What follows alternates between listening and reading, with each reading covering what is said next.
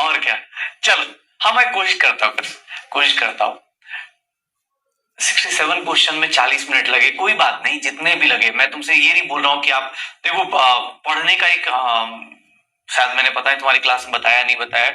हर एक मैं जब हम लोग पढ़ते थे तो वहां पे बोला जाता था कि एक रूल होता है पढ़ने का, जो रिवीजन करने का रूल होता है। जब फर्स्ट टाइम रिवीजन करते हो, अगर 1.5 घंटे आप पढ़ रहे हो तो 1/3 रूल फॉलो करो।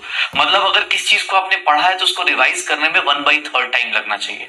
मतलब अगर पढ़ने में 2 घंटे लगे हैं तो उसका 1/3 टाइम आपको लगना चाहिए।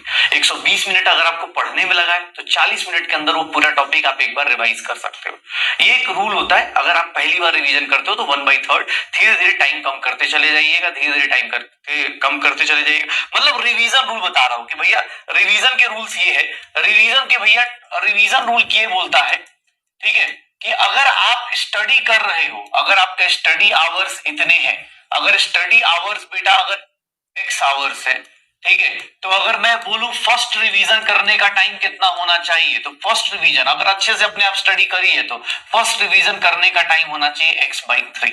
ये इतना टाइम लगना चाहिए, रियलिटी है।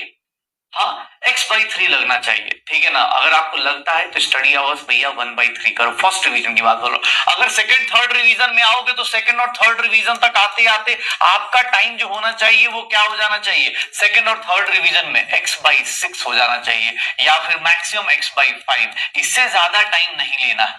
अगर आप इससे ज्यादा टाइम रिवीजन के लिए ले रहे हो, इसका मतलब जब आप पढ़ रहे थे तो उसका अच्छे से पढ़ाई नहीं करी। इसीलिए बोलते हैं क्लास है तो क्लास को अच्छे से करना, सो दैट जब आप घर पे बैठो तो उस दिन रिवाइज करने में आपको आधा घंटा लगे। बहुत सारे बच्चों को 10-15 मिनट में रिवाइज हो जाता है। फॉर्मूला लिखने प्रैक्टिस कर लो। थर्मोडायनेमिक्स का मैंने फॉर्मूला शीट बनाने के लिए टाइम दिया था। कल संडे है, कल बहुत सारे लोग प्लीज ट्राई कीजिए।